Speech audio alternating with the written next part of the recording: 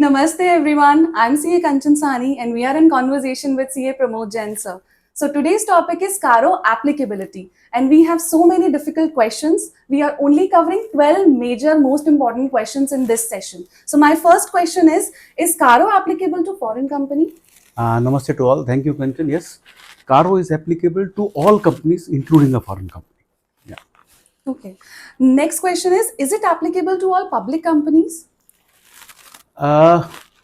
Actually, it is applicable to all public companies, even if it is having say capital of 1 lakh and turnover of 1 lakh. Still, it is applicable to all public companies. Sometimes in public companies we miss CARO, thinking that the turnover or the capital is less, but no. To all public companies, CARO reporting is mandatory by the auditors. Suppose, sir, there is a public company with 1 lakh capital and 2 lakh turnover only. Then also CARO is applicable? Yes. This is what I just said. Yes, it is applicable to all public companies, even if their transactions are very less or even no tax audit, nothing. CARO reporting is applicable from the auditor's point of view. Very important observation, sir. My next question is it applicable to OPC as well, one-person company? Kanchan, it is not applicable to a one-person company, irrespective of its now. There is no limit on the turnover of the capital, but CARO is not applicable on one-person company. At all? At all. No reporting by the auditor on the one-person company. Okay. So my next question is it applicable to small companies? No, Kanchan. Even a small company, actually small company is a private company with certain conditions. So it is not applicable to a small company. So for a small company, you don't have to report in the auditor's report for the company's auditor's report order. In short form, we call it as CARO. Okay. Is it applicable to all private companies? Actually, it is not applicable to all private companies. If I talk about there is a criteria for private companies separately.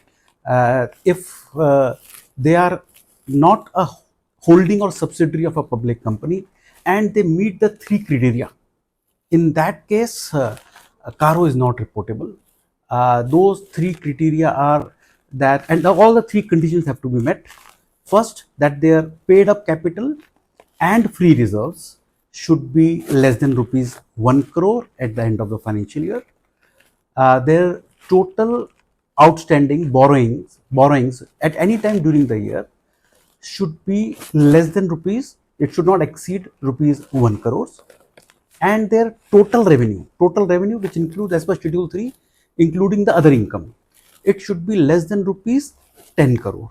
So if all the 3 conditions are met, then the CARO is not applicable to these private companies. Okay. So follow-up question. Would credit card and dues to NBFC be included in outstanding borrowings?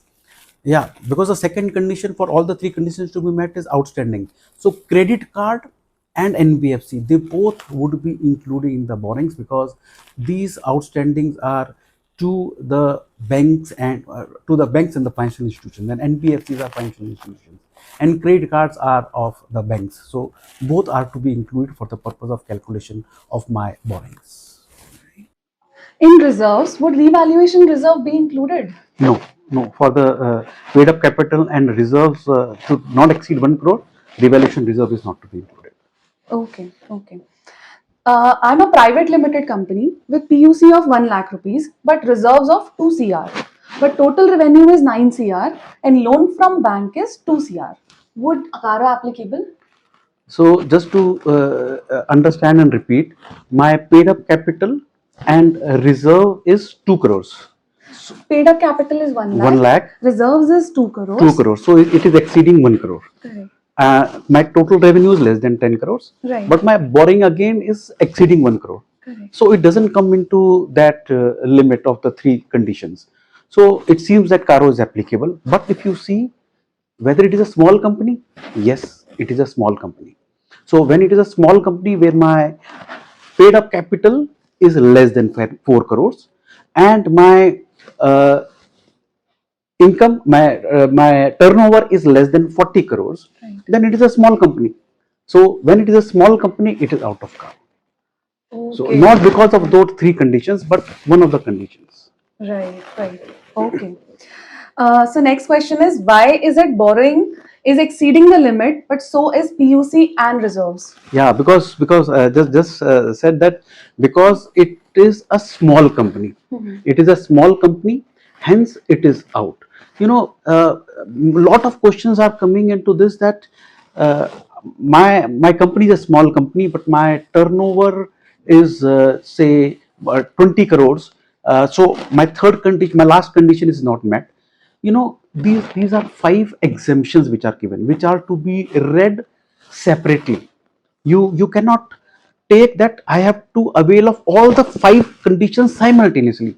My company cannot be a banking company, insurance company simultaneously. So it cannot be a small company or that large condition simultaneously.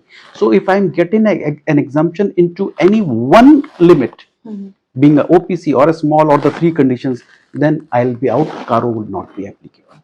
And please take care, if CARO is not applicable, you cannot report. It is a gross negligence on the part of the auditor. Okay, okay. So my last question is, then what is the difference between small company and private limited company with three conditions? Very, very important question, Kanchan. And this again, questions have been there from lot of members over the past few years. You know, let us take an example that what is a small company? A small company which is apart from the limits is holding or is not a holding or a subsidiary company.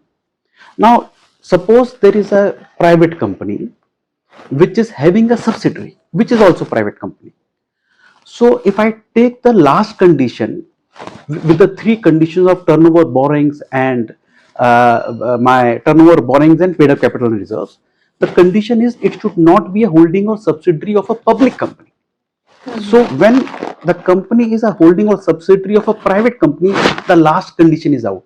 But of a private company, then the small company condition is out, but the last condition would be there. A simple example: a company which is a subsidiary of a private company whose paid up capital and reserve is less than rupees 1 crore, borrowing is less than 1 crore, total revenue is less than 10 crores, would not be a small company because it is holding or subsidiary of another private company. But because it is not a holding or subsidiary of a public company, it comes into the last condition and CARO would not be applicable. Right, right. So one has to be careful, all these five conditions is there. Okay.